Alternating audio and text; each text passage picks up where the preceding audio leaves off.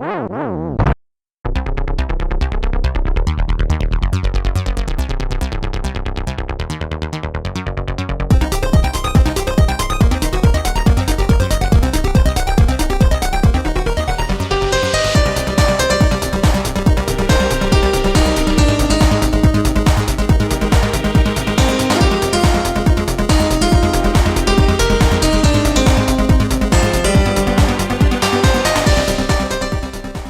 and welcome to Video Game Hangover. I'm Randy Dickinson and I'm in Harrisburg, Pennsylvania. Hello, I'm DJ Ross. I am in Mountain View, California. Each week here on Video Game Hangover, we talk about the games that have been keeping us up at night. This week we're playing Nova Drift, Hoa, and God of War. Ooh, God of War, one of my favorites. One of these things is not like the others. We're going to play that game. You and I last week offline were talking about plans for Backlog Attack this summer, and I got into my head. I'm like, what games do I want to attack? What old games have I sort of left unplayed that I have, or games that are incomplete? And I started going through the stacks and stacks and stacks of video games, which is a whole other project I need to dig into. And looking for ones that I want to play or have not finished. And last week they announced the release date of the new God of War. And I was like, I should really finish that other God of War, which I played quite a bit of. And wait, why didn't you just play the new one? Who do you think you are? Me? Well, what if there's important information at the end that I'm not prepared for? Okay, we'll see. Yeah. Now you understand. Yeah.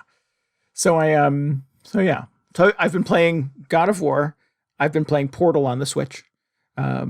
And so Sarah is hearing Portal noises coming out of the Switch, and my girlfriend says, is there a new Portal, or is that the old Portal? I'm like, that's the old Portal. She's like, haven't you played that? I'm like, yes. So I put God of War on. She's like, I'm pretty sure you played this too. I'm like, yes. Also, in preparing for the Backlog Attack, I put Persona 5 on my PS5. Okay. And she went, this game again. I know you played this. Can't stand it. Sick of these video games. Yeah. My girlfriend, who says she knows nothing about video games and couldn't possibly be bothered to pay attention to my goofy little interest in video games, is the definitive sort of authority on games I've played and should stop playing. Well, I was like, how much have you played Portal to the point where she recognizes what Portal sounds like? I'm like, that's not a recent thing. No, not at all. I certainly had a period of a good couple of years where I would, do impressions of the little Sentry robots and things like that. Okay. So, and I had to explain. I distinctly recall explaining the whole "cake is a lie." Oh, she loved that Portal Ratman thing to her at some point, and her rolling her eyes. Oh man, I forgot about the Ratman. So yeah, she has endured, fumbling explanations of the world of Portal to me. I have an Aperture Science T-shirt I'm probably have worn in her presence and have explained to her at some point. There was a conversation about, so it's not a real company? I'm like, no, it's not a real company. Well, wait a minute. How much time did you have to get into the lore in that conversation? Right. You got to know your audience, DJ. You got to quit when you're ahead. Just the See, it all started back in 1999. Yeah, right. Or whenever that was, I don't remember. Yeah. So, yeah. Oh, because Aperture goes back to Half-Life, right? Yeah, they're all connected somehow. Yeah. No, I certainly did not get into that. Yeah. But let's do it next now. time. No, let's do it now. Okay. Right. Yep. For the next hour, I'd like no. Yeah. We can do that when they announce Portal 3, which should be right any day now. Any minute now. Yep. What if they announce it and it's VR only?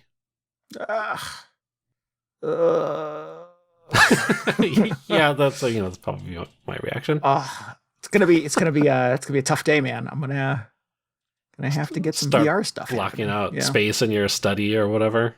Like, I actually don't need a kitchen table here. Right.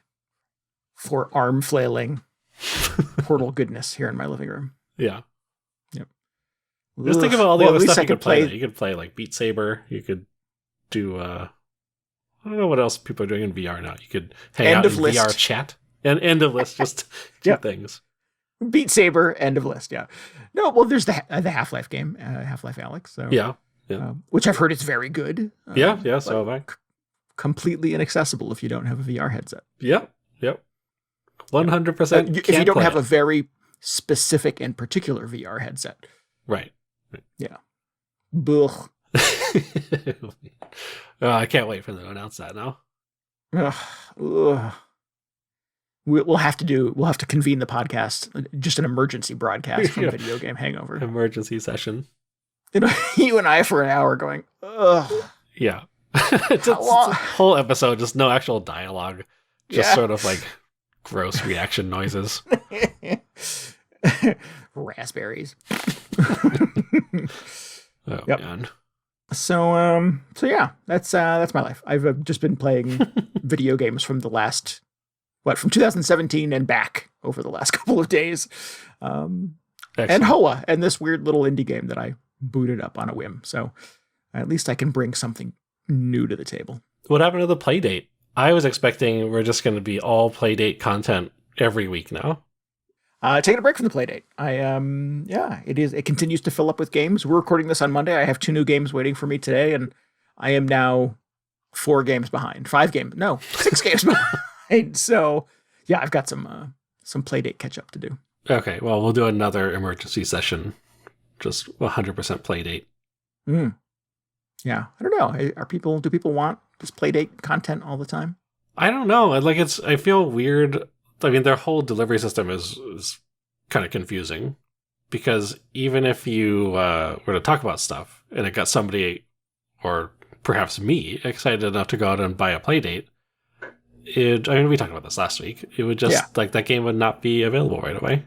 You would still be weeks behind. Well, I mean, you would not get it for a year, and then you would still be weeks behind the release schedule. Yeah. We have a couple of folks in our Discord who have a Playdate and have gotten it at different sort of points in time over the last couple of months, even further back, actually. We have somebody on the Discord who got it quite a few months ago, I think, when it came out in April.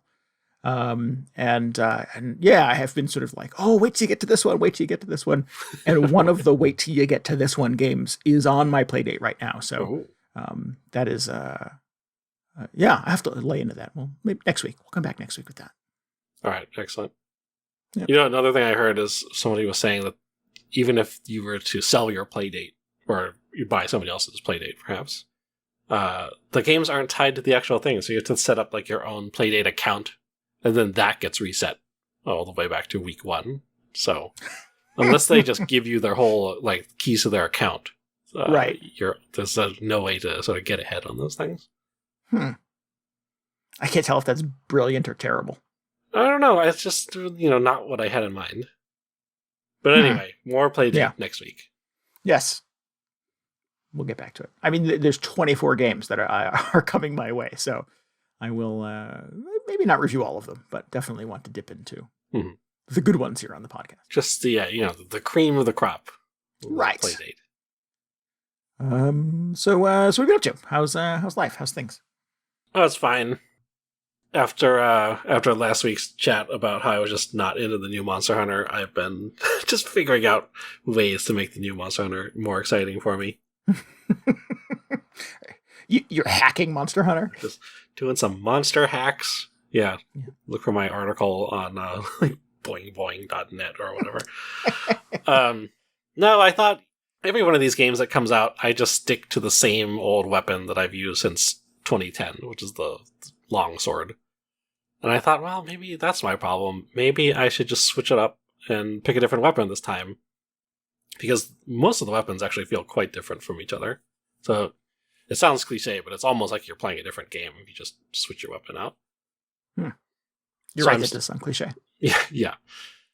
So I'm still trying to narrow it down, but I think I'm gravitating towards one of the bow guns, which is very different because it's like a ranged weapon. And I was having so much fun playing this in Sunbreak. I was wondering, I couldn't remember if you played if you used one of the guns during the demo. But I think I did. I did. In general, when given the option between like a ranged weapon or like what's the opposite of a ranged weapon? An up-close weapon. Sure. Like a sword or a knife or something like that. I will take a thing that allows me to take shots from a distance. Okay. All right. Yeah. I'm not the tank. I'm not the guy who You're not runs the up tank. and punches on the guy. Yeah. I'm the person who hides in the hills and You're the support. rains fire down upon them. Exactly, yeah. Yeah. All right. I was just wondering, like, I know it's a whole obstacle to get into Monster Hunter. Like, sure, you've got a gun that may make it a little more accessible, but it's still Monster Hunter at the end of the day. But I've been having such a great time with this thing, and it really feels like the best version of this gun that has been in any of the Monster Hunter games. Wow. I mean, I feel like it got a lot of improvements in World, because there were just so many improvements all around in that. But compared to trying to use this thing on the PSP, which, if you remember, you had to do the whole like Monster Hunter Claw thing because there wasn't a second analog stick, and it was just like, imagine trying to play a third-person shooter and you don't have a stick to aim with. Ugh. But in this one, you do, and it just feels like it almost feels wrong. Because it feels like you're just playing a third-person shooter. You're running around with this gun, while everybody else is, up there tanking the monster with their little swords and shields, and you're just like hanging back a little bit, firing off some shots, reloading. Some of the guns you can go into like this like siege mode where you just lay down and it turns into a machine gun. It's awesome. But Nice. it was like, man, if anything's going to get Randy into Monster Hunter, probably this thing. Also, so this is not like a campaign to get you into Monster Hunter, but I'm just trying to make other people out there aware that, oh, you can just like Monster Hunter as a third-person shooter sometimes if you want it to be. It kind of took me by surprise. What is a bow gun? Because bow makes me think bow and arrow, and gun makes me think not bow and arrow. It's just a gun. Like, there's an actual bow with arrows that you can pick. That's yet another weapon. I haven't tried that one yet in Rise. But I mean, for all intents and purposes, the bow guns look like a crossbow, maybe, but they act like your typical gun in any other shooter game. Gotcha. So it's been pretty cool. Plus, it's got the gyro controls, like gyro aiming, which I'm a big fan of. I like that as well. I'm a fan of that too. Yeah, so you can do a little of that, running around, and like just because you're holding the controller, it like wobbles a little bit as you're trying to aim, because I've got the gyro controls on, so I'll be like running around, the screen's tilting a little bit back and forth. It just looks like, so like shaky cam footage of somebody fighting a huge monster with a machine gun. I'm just like, what? Right. This game is awesome. This is so different from playing this on PSP. Oh, that's funny. Anyway, so, I mean, I still haven't fought Frankenstein or whatever the new monsters are. I'm just kind of get my footing with these different weapons, but been having a pretty good time. I don't know how much Monster Hunter I have in my future. It feels very dense and really kind of hard to get into. And I did not have a good time when you and I played that demo together. So right. I don't want to say I'm soured on Monster Hunter for life, because I've enjoyed the Monster Hunter Stories games. I think I beat the first Monster Hunter Stories. I have the second one. I've not played it yet. Put that on the backlog list as well. But I guess I sort of appreciate the Monster Hunter world. I'm just the mainstream games are not the ones that sort of I find compelling. Mm-hmm. Mm-hmm. Well, I'm sure once they come out with Lego Monster Hunter or whatever, you'll be all over that. That'll be your thing. That's the way to go. Or make a video game out of that Mila Jovovich movie. No. Did you see that? Where it's like the army and Mila Jovovich fighting monsters. Yeah, God. You didn't actually watch that, did you? No, I did not. No, I know it exists. Yeah, you gotta draw the line somewhere. I mean, don't get me wrong. I like Mila Jovovich, but even I have my limits. I have forgotten that happened. I have it on good authority from our Discord, in fact, that the SWAX is the way to go when it comes to weapons. Well, would you care to refute or agree with that? I'm not a SWAX fan. I mean, I don't use it, so I shouldn't sound off on it. But no, it's very popular. I think at one point it was the when I was reading some of those Reddit posts, I just got way too into it. I think it was like one of the highest damage weapons that people were using in the demo, but just from what I remember. How to do the most damage in the least amount of time. Yeah, I mean, that's what you want. Yes. How to do the most damage, but spread out over just an interminable period of time. 6 to 8 hours of your day, exactly. Yeah. Yuck. So anyway, just quick Monster Hunter update. Good for you for hanging in there. I know you were lukewarm, I think, coming out of last week's show about it. Yeah, a little bit a lot of it actually just felt like going through the same old motions. So I was like, well, what if I had a completely different set of motions to go through? And it seems to be paying off so far. Excellent. Well, good for you. I mean, it's nice that the game sort of caters to that, consume it different ways. I have to admit, I do miss my longsword, though. Like, whenever a new monster pops up and they really hype it up, they're like, oh, you're going to have trouble with this one. I find myself sort of, glancing over to the corner. I got my sword, like, I don't know, like leaning against the wall or whatever, collecting dust. I'm like, oh, maybe I should pull that thing out again. Hanging over the mantle. Yeah. But anyway. Well, good. What have you been up to? Which God of War is this? I mean, it's got to be the new one. You said it was the new one. I'm just asking rhetorical questions. Yeah, this is the sort of the most recent one that has been released. So 2018, I believe that was. This is Dad of War. Called in some corners, yes, Dad of War. Which, now that you mention, I did explain to my girlfriend this weekend, and she thought that was quite funny. So allow me to translate the world of video games to Sarah. But yeah, she thought that was hysterical. Maybe that could be your thing. Maybe you could have a show where you just like explain video games to people's confused girlfriends. Or boyfriends. Or boyfriends, sure. Yeah, let's not always assume it's the girlfriend. Yeah. There's that one channel that's like girlfriend reviews though, so I just kind of like, oh, you do a spin off from that, but whatever. Yeah. Those pop up in my YouTube videos sometimes. It's like, should your boyfriend play this game? And I'm like, why does she get an opinion? Why does she get a vote? That doesn't seem fair. Do I get a vote on what she does? Yeah. So no, this is not that. But yeah, so I liked this game when I played it. I played quite a bit of it. I tried to jump back in at my save point, which I had not played since 2020, I think. Ooh. So a long time has passed since the last time I jumped into this game, and I truly had no idea what I was doing. Couldn't figure out how to block, couldn't figure out what weapons I had or how to change them, and just kept getting... Of course, I had saved at a point where I walked into a room and there were 100 Valkyries who were trying to kill me. So, yeah, it was not a good scene. So I figured I would just start over from scratch. It's a tough proposition.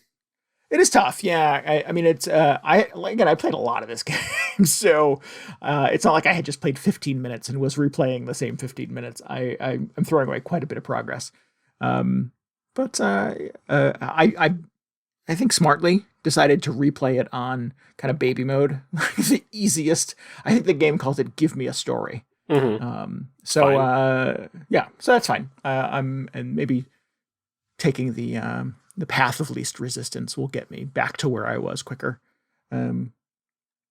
But man, the first hour and a half of this game is awesome. It's so good. There's a lot going on. They catch you up on it pretty quickly. It's a pretty somber affair. It is basically a road trip between two very sad, depressed people who don't communicate well with each other. So you have Kratos and his, kind of preteen son, Atreus. Played by Tom Holland. Is that accurate? No, I don't think so. No, okay. I wish it was true. Oh. I just feel like, he's Nathan Drake, he's Peter Parker. Sure. Why wouldn't he also be this good? Right. There's a third character, the Stranger, who pops up early on in the game, voiced by Jeremy Davies, who's been in a ton of stuff. Probably famously, he was a character on Justified for most of the duration of that show. So again, while sitting there playing it with my girlfriend on the couch, I said, "See if you can figure out who the voice actor is for this character." And we went through a number of different guesses, and she could not land on it, but he's really good. It's just a very mysterious character who seems to know a lot about Kratos, but Kratos has no idea who the hell they are. He is. So naturally, they beat the shit out of each other. Of course, that's what you do. That's what he does. But it's it's good. It does a lot. It conveys a lot. There's some really good kind of scenery chewing from this villain. You have this epic battle between these two gods who really just destroy the top of a mountain together. It's really sucks you in. It really kind of gets you there. And I'm pretty sensitive to the music comes up, the schmaltz begin, people start talking about their feelings, like time and a place in a video game. And it's delivered very sort of judiciously in the first couple of hours of God of War. I think they do a really good job at not laying that stuff on too thickly, but also sort of conveying this is a very different kind of God of War. This is not, the experience that you had playing those, PS2 and PS3 games. So it's good. I think it's a very, very strong start. Probably one of my sort of favorite starts in recent history to a video game. If I could sort of recommend anyone, no, just play the first hour and a half. Really, if you're not hooked, something's seriously wrong, because I think it does a lot of really heavy lifting from kind of character building, world building, catching you up, setting the scene, setting the stage for what's going to happen, and kind of getting you on the road, starting this sort of road trip between Kratos and Atreus, where they sort of get to know each other and then beat the snot out of all of these Norse gods together. Right. Yes, it's really good. It's a really good, probably 90 minutes of gaming. Are they're already fighting Norse gods in this one? I thought that was the next one. Kratos and his family have left. Where were they before? Italy, right? Greece. Greece, yeah.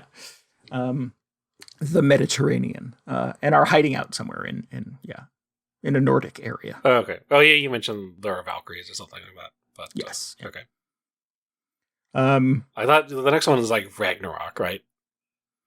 Right, correct. So I thought they were just going to do the world tour and just clear out gods from every pantheon, like every religion or whatever. That'd be fantastic. I'd be all about that. Let's do that. He's just going to be, it's like the Ghostbusters, but for ancient gods. Yeah. Coming in 2025, Kratos comes for Christianity. It's gonna be tough. That's gonna be a hard one to sell, I think. Yeah. Just Kratos beating the snot out of Jesus. It was like, he's just one guy. It's just I know, really. Yeah. Who thought it was a good idea to just have one? Just yeah. No, I don't know. I don't know if that's where this thing is going eventually, but the new one is called Ragnarok. Yeah, so I they're still sort of firmly in that sort of part of the world, I think. Okay. Yeah, but I don't know. It's a good game. It's easy to condescend to God of War. Those previous games are fun, but very dumb, and it's a very, specific type of fun too. It's a lot of like doing God of War things, like, having giant axes tied to your arms and slicing people open, and then, going mashing to something. The triangle button a lot. Right. Exactly. Lots of quick time events and, hanging out with busty women and drinking wine in between all of those things. Not a bad way to spend a weekend, but yeah, this is a very different game. I think on an emotional level, it's good. I'm into it. I was into it then. I don't know why I stopped. I feel very dumb for having stopped. You gonna stick with it this time? I Have hope so. you made it back to wherever you left off? No. I probably put maybe 3 hours into it over the weekend. Oh, okay. I don't know how far I was into it, but I was well beyond 3 hours, I think. So I don't know if I have sort of enough foundational knowledge now to at least I know how to block and how to change weapons. And I got a few runes to upgrade my Leviathan axe and stuff like that. You have a new weapon. So maybe I could take that information and kind of go back to where I had saved and see if maybe that was enough to pick up where I left off, or if I should just continue forward from here and start fresh from this thing. How long of a game is this? Like, how much progress did you leave behind? How long to beat says it is about 21, 22 hours. I don't know how much of it I had played. I sort of have a vague memory of it being quite a bit. I hadn't finished it, obviously, but I don't know what the right answer is. And unfortunately, it doesn't say in the game save. That was the thing I was hoping I could pull it up and well, geez, if I'm 90 minutes away from the end, I'm just going to stick with it, find a way. But there was no, some game saves have your playtime sort of embedded in them somewhere. Sadly, the one that I sort of downloaded from the PlayStation Cloud didn't tell me how much of this I had played. You know what I would do is I would take that old save file and just delete it. And then you don't have to face that choice anymore. Yeah. Just eliminate the possibility. Yeah. Yeah. That's a big move. Yeah, but like, are you really going to go back to that one? No, probably not, honestly. See, this way you only stop thinking about it. Yeah. Yeah, restarting Persona 5 is I think a very different proposition. Like, it's a turn-based role-playing. Restarting that? Wait a minute. No, God, no. Like, I couldn't imagine possibly restarting that. I swear I'm like 60 hours into Persona 5. And it's still somehow not enough to finish that game, obviously, but there's no way I'm doing that over again. And they just announced last week or a week and a half ago that Persona 5 is coming to the Switch. And I'm like, well, that's the preferred way to play it if you have a sort of a portable solution. Right. But even in that scenario, I couldn't possibly imagine just throwing away my PlayStation progress and starting over from scratch. But yeah, I feel like Persona should be easier to jump back into. They don't give you a little chapter summary or anything? A little bit, yeah. I think you get a little something in between the changes on the calendar as you go from day to day.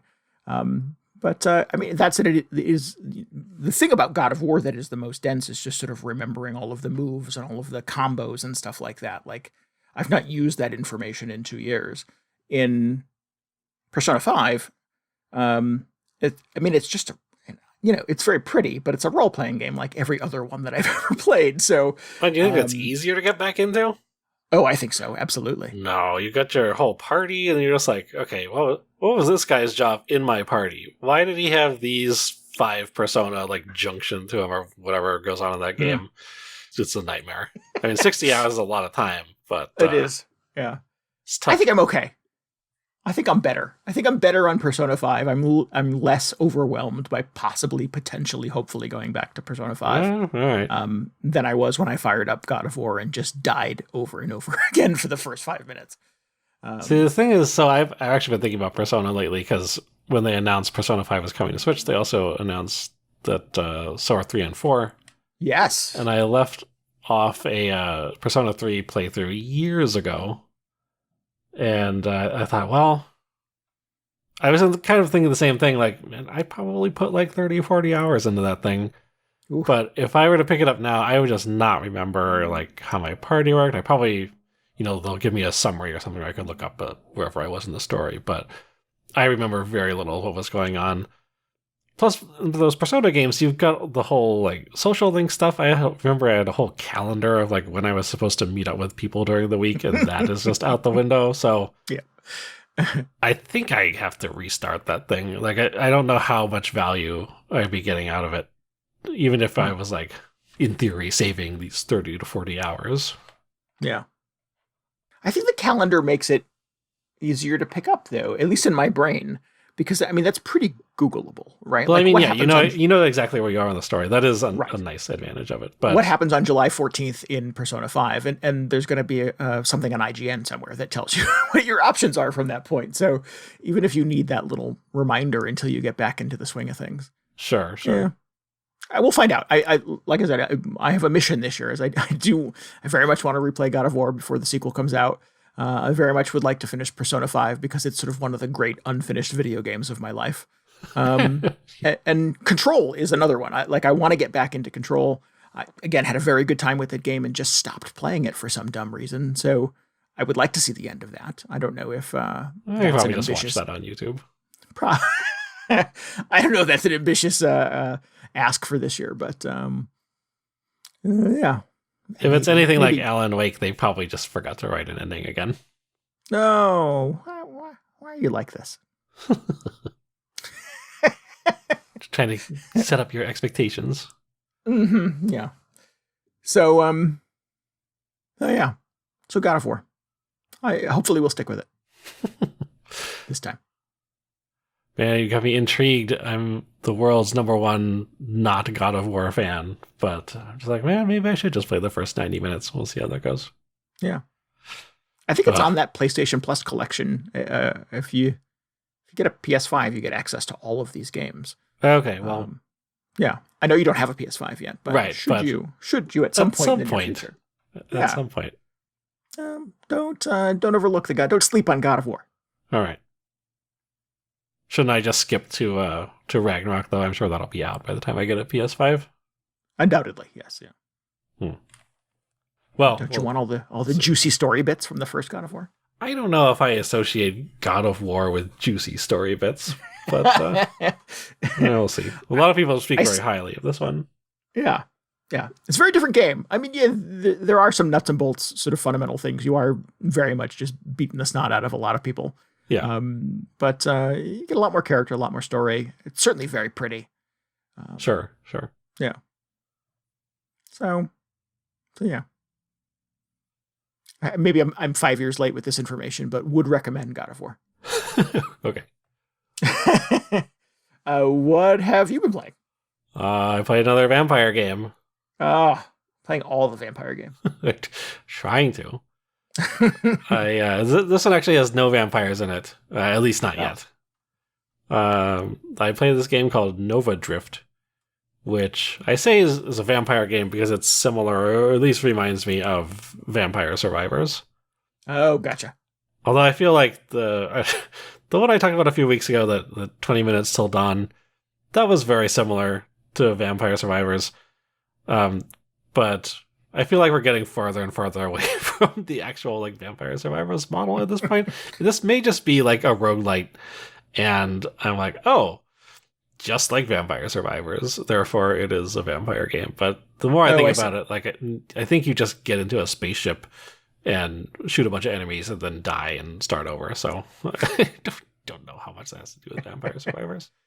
I'm watching a GIF of this on the developer's Twitter account, and it looks very much like Geometry Wars. So maybe that's probably your more accurate touchstone for these games. Yeah, it is a bit like a rogue like Geometry Wars or something like that, or like Asteroids, I would say. Yeah. The most kind of surprising thing getting into this is it looks like Geometry Wars or Asteroids or something like that, where you're in a little spaceship and the whole game takes place on a single screen. But where it differs dramatically from Geometry Wars is it has that Asteroids control scheme where you don't control the ship directly with your stick. You kind of rotate it left and right, and you have a thruster. So that is very different, and I can't remember the last time I played a game that controlled like this. So it was simultaneously a fun throwback and just like a moment of panic when I realized that, oh, this is not how I was expecting the ship to control. But it's pretty fun playing a game like this again. You end up being able to do all these interesting sort of moves that take advantage of like your inertia, so you can power up your thrusters and then like let up on it a little bit and spin the ship around and like do a strafing run against a bunch of enemies, which is a little different than how Geometry Wars works. It takes a little more consideration into how you steer the ship around. But Gotcha. Beyond the controls, it's kind of like a wave-based survival game where these enemies will flood into the screen. Not nearly as many enemies as you would find in Vampire Survivors, but it starts out simple with just a few at a time. And as you destroy them, you pick up experience pods, or whatever they call them in this. And whenever you pick up enough, you gain a level and are presented with a bunch of different upgrade options for your ship. And this is where it really starts to branch out. Where at first it starts you off with sort of these primary upgrades where you get to pick like a style of weapon and a style of shield and then sort of a body type for your ship. Which is interesting because you have sort of a standard variety of weapons like your typical like spread shot or a rail gun or like a space shotgun or whatever they call it in this. But then based on the body type you pick for your ship, you end up with a bunch of different sort of handling styles. So you could have a very agile ship, or maybe a slower one with bigger shields or a denser hull or whatever they call it. So a lot of different ways to customize how your ship performs right from the get-go. But after you've picked up those main three upgrades, you start getting sort of the Vampire Survivors / 20 Minutes Till Dawn upgrades, where it's like 15% faster fire rate or 20% faster shield regeneration, all these fun little mods that just further enhance how your ship controls. Yeah. And then you just sort of continue to collect those as more and more enemies spill onto the screen, and you attempt to deal with them. And it gets quite exciting. There are bosses that show up every once in a while, and a few of them, they're just like, larger and scarier versions of other enemies that have been showing up to that point. But occasionally you'll run into like a huge boss, which takes up the whole screen. And this reminds me of, other classic sort of like side-scrolling shooters where it'll be huge and it'll be like filling the whole screen with lasers. And then if you're feeling really daring, you can attempt to like fly inside it, because that's where all the little weak points are, and you can try and shoot them out from the inside. So pretty interesting. It kind of mixes up the gameplay a little bit. But after that, it's just back to shooting down waves and waves of enemies and picking up these upgrades. Which is, in general, is pretty fun. I think where I ran into a wall with this is that, I guess there are a couple reasons. One is that, kind of similar to 20 Minutes Till Dawn, you have this whole upgrade system where you unlock one upgrade and then that branches off into like a level 2 version of that upgrade. And then once you get to level 2, it kind of goes back and you get a level 3 upgrade. So that's sort of interesting. But a lot of the upgrades, they don't feel quite as exciting as picking something up in Vampire Survivors. That they just all sort of funnel into how your gun works, or like how fast your shields regenerate or something like that. Mm-hmm. So they feel very incremental. It's not like, or you rarely pick up an upgrade and suddenly your ship just controls completely differently. And do you find that that is sort of the sort of defining difference between this little sort of subgenre of gaming that has emerged over the last year or so, is that sort of upgrade progression and how that sort of feels and how significantly it kind of changes these aspects of the game? I just think the upgrades, or the way the upgrades work, and like the way the evolution system works specifically in Vampire Survivors, is much more interesting, because you have like this weapon synergy where you really want to pick up specific sort of weapons that interact with each other. Where in this one, at least to the point where I played it, it's just, how much more powerful can I make my gun? Or occasionally there's one weapon or one upgrade that you find that has a trade-off or something, like, bigger bullets but slower fire rate or something. But to this point, I've not really encountered anything that specifically says, if you pick up this weapon and you also have this other weapon, you will get some crazy new effect that you were not able to use previously. Oh. Which is definitely something that Vampire Survivors does. 20 Minutes Till Dawn did it a little bit, but in this one, I don't know if that's just not in here, or it's just not the style of game. Right. Which is fine, but it feels more like, you're just slowly increasing the power of your ship, and you're not really like setting out with a specific sort of in-game build in mind. Or at least Right. I haven't been experiencing that so far. And are those drops in Vampire Survivors random or sort of scripted, so in the course of a playthrough you'll encounter them if you sort of meet the right conditions and play long enough? They're random, but there's like a very small set of them that you pick up. I mean, that's true in what is this game called? In Nova Drift as well. But what's interesting about Vampire Survivors is I always go into it and it's like an extra layer of sort of strategy that you have to deal with, where you're going, I really need to get this specific combination of weapons.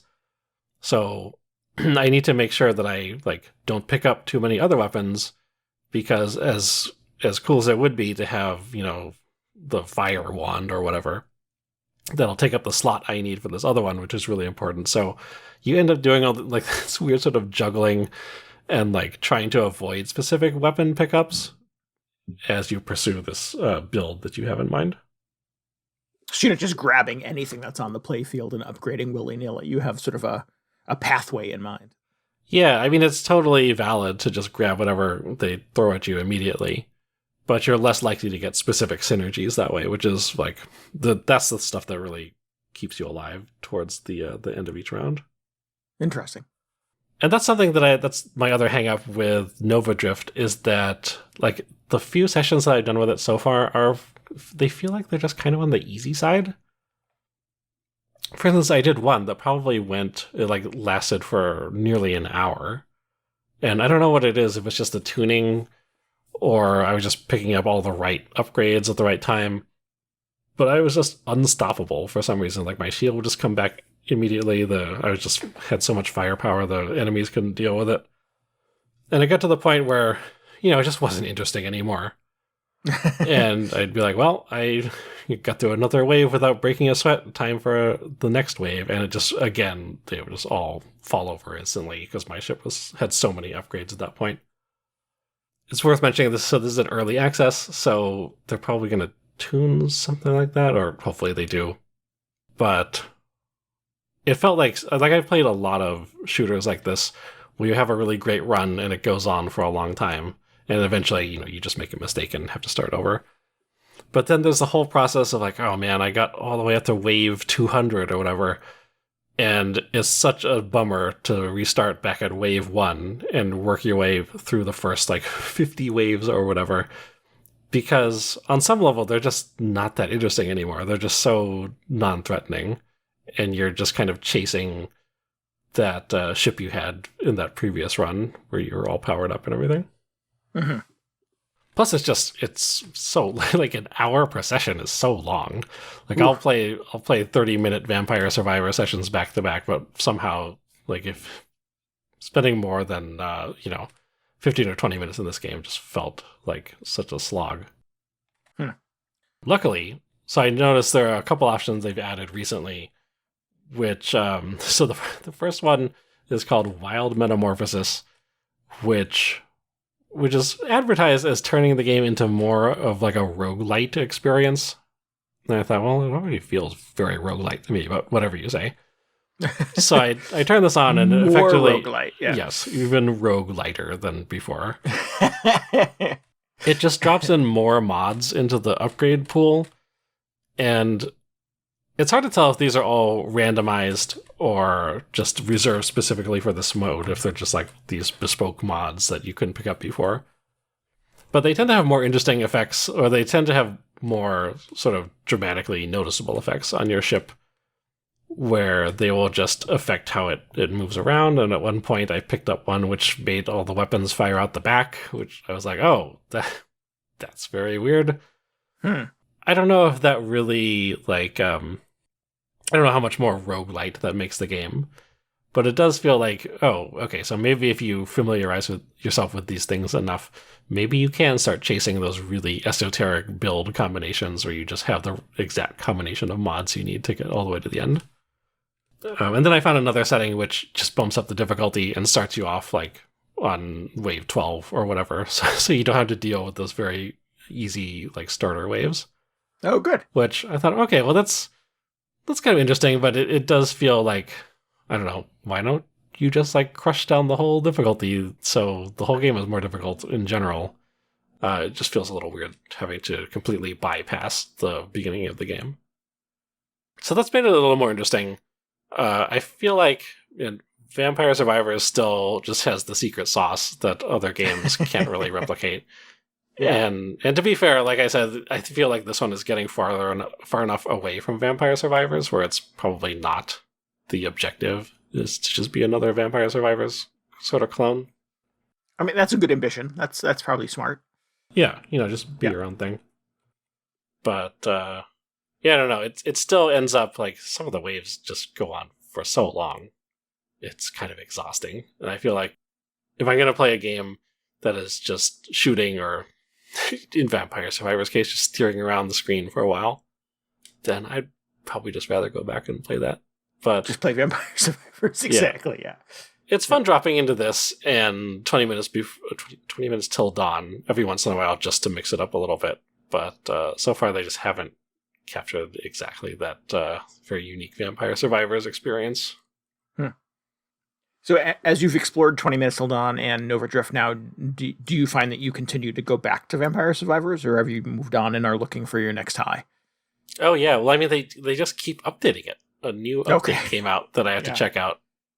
I feel like I've seen screens of it or like little clips of people playing it, and I'm just like, what is this? Like, this looks like something you could do in Vampire Survivors before, but it didn't happen like this before. Like, what did they change? So, always excited to see what is around the corner or just revealed in each new update to that game.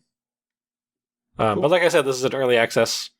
So is 20 Minutes Till Dawn, if I remember correctly. So there's still a whole lot of time for them to make more adjustments and improvements. Sure. Cool. You're playing all of these on PC, I assume. Yeah, this is also on Steam Early Access. Cool. Whenever you finish up a wave or an entire round, rather, it asks you for your initials for the high score screen, which I appreciated. So I was like, oh, that's fun.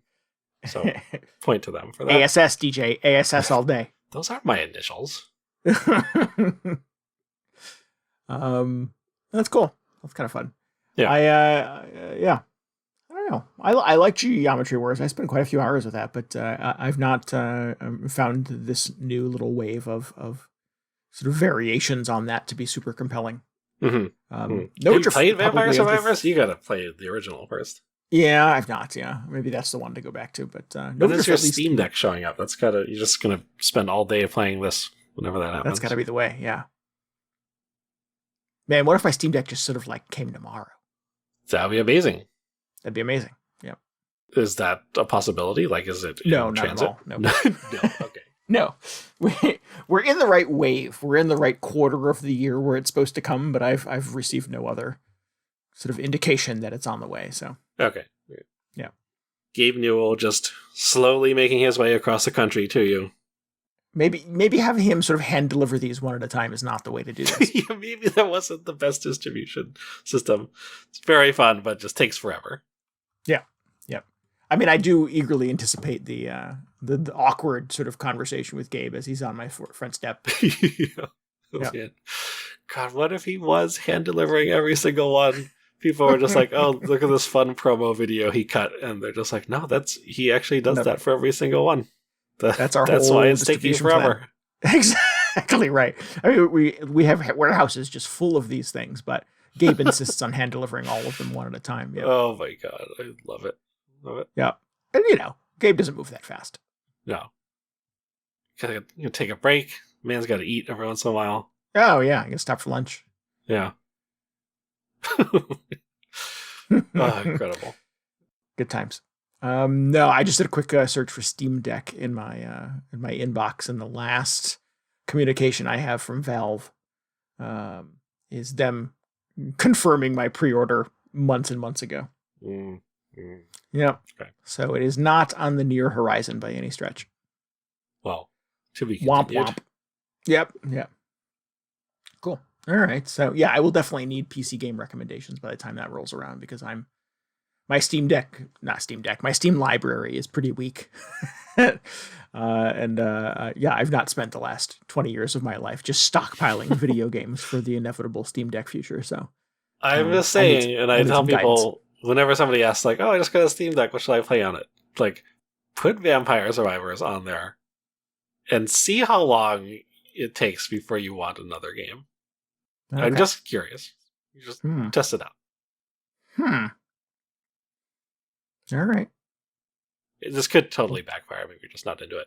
But, you said you like Geometry Wars. We'll see how it goes. Yeah. I just go back and play Geometry Wars on the DS. Yeah. What is this other game you've been playing? Hoa. Hoa. I believe that's how it's called. It's spelled HOA. Little indie game I grabbed on the most recent Switch sale. Yeah, it's a cute little platformer. It's just a little cozy, not too terribly difficult. Honestly, not that super creative platforming game. Where you're a little woodland critter, a little sprite. You basically look like a little wizard hat with feet and an eye. Oh, okay. Well, I'm into it. And you run around, and your little hat flops. behind you, and then there is something happening in the woods. There's robots running around and machinery taking over, and this cannot be abided by. So you sounds like a job for the lumberjack. It does indeed sound like a job for the lumberjack. I've played a few variations on this game this year, apparently. You go around, you hop around through the woods, you do little platforming challenges, destroy pieces of machinery, you jump on the heads of little robots and bounce around and break them up. And you get to the end, and there's sort of like, some member of the woodland community, a giant spider, or I forget what the other one was. I think there was a giant crab. That's a pretty common thing in video games. Sure. Yeah. Love it. Things that live in the woods. And they go, hey, if you collect these 3 sigils, I'll give you this cool new power that will let you go to the next place to do more of this stuff. So you get like a double jump, you get super high jump, you get a butt bash, you get, standard kind of platforming moves. But they open up a bunch of new avenues for you of being able to kind of get around these levels and to, vanquish fairly easy enemies and, explore, collect sigils, lather, rinse, repeat. Right. And yeah, you'll go to 5 different corners of the woods, collect 5 different upgrades. It really gets interesting in like the 5th world. Okay. Where you have, it's kind of you against the machines at that point. So you've left behind all of the kind of naturalistic, kind of flowery, kind of woodland kind of vibe. And it's this series of really complex machines that you have to kind of interact with. You're also sort of simultaneously trying to destroy them while also using them to be able to get through. It's kind of fun. There's like a whole mirror world thing that opens up where it inverts and reverses some of your controls. So you're like running on the ceiling, and if you jump up, you actually jump down. It gets really kind of complicated and really kind of interesting in its final hour. Whereas everything that came before it was pretty standard kind of Mario Brothers fare. Mm-hmm. So, I mean, Mario Brothers, those are great games. There's a reason they're legendary, obviously. So you could do much worse than aping that. It just, it didn't feel like Hoa was bringing anything super new to the party until it got really funky in its final hour. What about the upgrades you've been picking up? Is it all just, I mean, it's not like Metroid or anything. It sounds like you just go linearly from like one world to the next. Yeah, it sounds like it should have kind of a Metroidvania kind of trapping to it, or kind of a Metroidvania structure. Yeah. But it really doesn't. The ability allows you to sort of move into the next place. But it's a pretty kind of linear path to that place. Okay. It's just like, okay, from world 2 on, you're now expected to have the double jump or whatever. Correct. Yeah, exactly. Okay. It doesn't sort of secretly open up things that you had passed before, or routes that you had missed, or secret side rooms or anything like that. Sort of those trappings you would expect from a Metroidvania. Got it. Yeah, it's fine. I mean, the cool thing about it is it doesn't really overstay its welcome.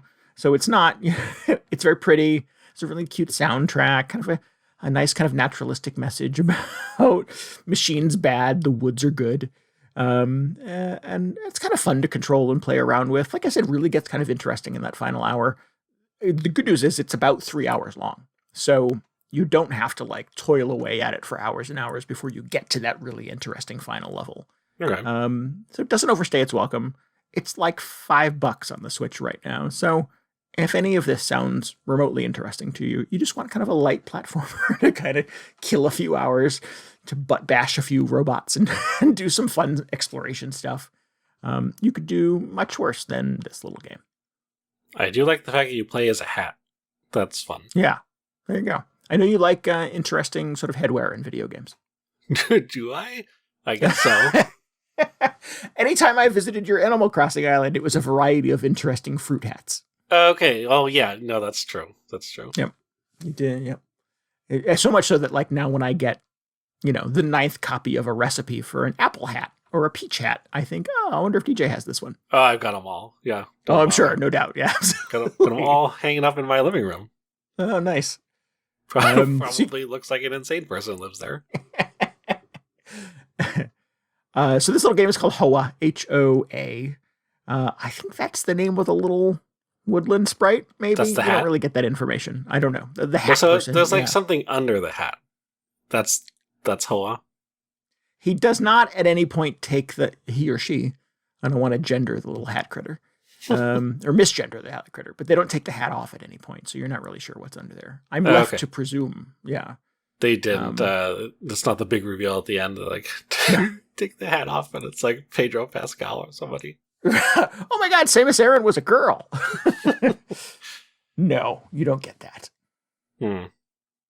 It's very light. It's just kind of like very kind of ephemeral thing. There's almost, here's sort of my exact sort of response to finishing Hoa. Like the next day, I was like, did I finish that game? Oh, great. Oh, well. Yeah. So I fired it up again thinking I probably still had some of it to play through. And it was like, do you wish to start a new version of the game? And I'm like, oh no, I did finish it. I remember what happened now. So it just, you finish it and it just kind of disappears from your brain. Not the most enthusiastic review. I get that, obviously, but it was fine. I had a good time with it. It did not put up a significant challenge. It wasn't hard to enjoy. It was just sort of, fairly predictable. Very familiar. Yeah. Well, maybe you can go back and like speed run it or something. Play it with one hand tied behind your back. Yeah, I mean, at that point, it had been less than 24 hours since I finished it, and I couldn't remember finishing it. So if I went back to it like a week later, it'd be like a whole new game. Yeah. I'm like, is this a sequel? Yeah. Yeah. Maybe this is a sequel to something you played before. It's the best game ever. Just every week, it feels like a new game. What if it... Oh, man, that'd be wild if it was just, like, all procedurally generated and it actually did just change itself every single time you played it. It's like Spelunky. Yeah, I was going to say, It's just, that's just Spelunky at that point. Why don't you play some Spelunky? Let's get get to do the Switch. Hoa Daily Challenge. Yeah, exactly. Yeah. No, but seriously, why aren't you playing Spelunky right now on the Switch? I've tried. I tried to play Spelunky. I've never tried to play the second one. That's a bad idea. If you just like couldn't get to the first one, might as well give Spelunky 2 a shot. That was a disaster in the making. Yeah. So not my thing, definitely not. Yeah. So I guess that's all the nice stuff I have to say about Hoa. Okay, well, looks cute anyway. Yeah, it is cute. It is exactly that. No fail states in this game, so that's I guess that's a sort of a fun thing to kind of point out is that you you never die as Hoa. You can screw up little objectives and stuff like that, but you can do them over again.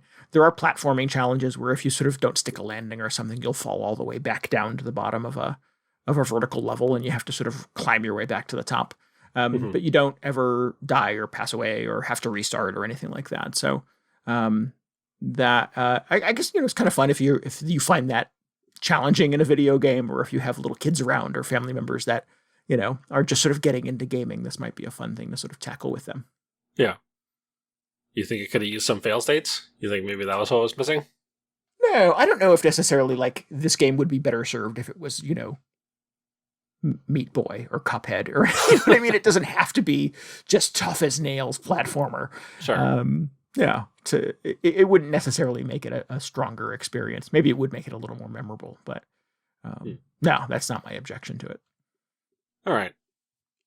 Just wondering. I mean, it sounds almost like Nova Drift. At some point, there's nobody pushing back as you laser blast your way through the 100th wave of enemies. Like, yeah. There's just no point. Yeah, I mean, frictionless is the little label that sort of pops into my mind. I was sort of bouncing back and forth oddly a week ago between this and Inside. I decided I was going to play Inside again. Okay. And there's nothing about Inside that is frictionless. Like everything in that game sort of defies you to enjoy it. It's tough. And I've played it 3 times now, and it's tough every time I play it. And Hoa was this completely like everything came to me pretty easily. Everything worked exactly the way that I wanted it to. I was dying over and over and over and inside, and just got so frustrated at one point where I'm just sort of like, maybe I don't need to play this game again. And yeah, in Hoa, there was never a moment like that. It was just sort of like, oh, this is just so easy to consume. It's just vanilla ice cream. Well, I mean, maybe that's the whole point. Maybe it's just something you play in between all those other games that are stressing you out. Yeah, that's fine. There's room for that on the shelf. Absolutely. You at least got a nice, wholesome message about environmentalism out of it. Yeah, absolutely. Yeah. Reduce, reuse, recycle. Nice. And that's it. That's enough video games for 1 week, right? I think. Is it? No, I think that's good. We're good for it. I feel like I've been doing like the video game sampler play lately. Just a little bit of everything. I'm still thinking about Persona 3. I was like, I want to play it on Switch, maybe, but I don't know if you heard this. It's going to be the portable version. Which, yes. First of all, a little weird. But what's notable about the portable version is it doesn't have a lot of the like 3D environments that you run through in the PS2 version. Which, I appreciate that it's more streamlined without them, but I kind of like just running around the school and, the weird, like, you're like a hotel or something, your home base in that game? I don't know. I forgot what's going on.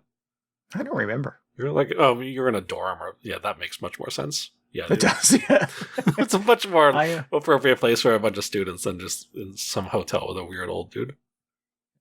Persona 3 was initially a PS2 game, right? And then the P3 portable came out for the PSP. Yeah. And that's the version of it I've played. I never owned a PS2. I never got to play many of the PS2 games until they eventually came to other platforms. So the only version of Persona 3 I've played is the P3 portable. Interesting.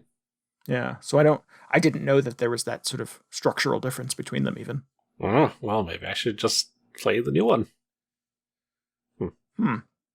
Yeah. It'd be interesting if they did sort of a Dragon Quest XI thing where you could bounce back and forth between the two versions. Do you want to play it in 3D or do you want to do the menu navigation? Yeah. We're like in Dragon Quest XI, for those who don't know, what I'm referencing here is that you were able to switch between a 2D and a 3D representation of that game, kind of on the fly. Yeah. Yeah. Well, very much looking forward to that coming out on the Switch, because then it will be a fair game for me to talk about again, even though it's probably like 15 years old at this point. Yeah. That is, I mean, maybe you caught this detail, I'm not sure, but it's not coming out the same time as Persona 5. Oh, no, I assumed that was not the case. Yeah, they're going to sort of stagger the releases over some unspecified period of time. The only one of the three, Persona 3, 4, and 5, that they've actually announced the release date for is Persona 5. Yeah. Maybe I'll just play Persona 5. Yeah. I mean, that's fine. Do you need 300 hours of gaming to be released on the same day? Yeah, that's not responsible. It seems like a lot. Yeah. Cool. All right. Well, let's wrap this thing up. If you need any more video game hangover in your brain, you should follow us on Twitter at twitter.com/VGHangover. And you can always get show notes and links and tell us what you thought about this episode at VGHangover.com. We would love for you to hang out with us on Discord. You can chat about video games. You can tell us your favorite Monster Hunter. There you go. Weapons to choose from. If you have strong opinions on those things, join us on the Discord and tell us all about it. It's been a little quiet lately. I think people are doing summer things. So people are doing outdoor activities, but we're gonna get into some backlog attackery here at some point in the very near future this summer, and coming up. Discord is a great month. place to talk about old video games with us. Oh, always. Yeah. Yeah. What's the oldest Persona game that you're playing through right now? Let us know. Who's playing Persona 1? I want to hear from that person. I wish I was playing Persona 1. I've never played Persona. Oh, well, there we go. Put on the backlog. Just buy more games to put in the backlog. Yeah.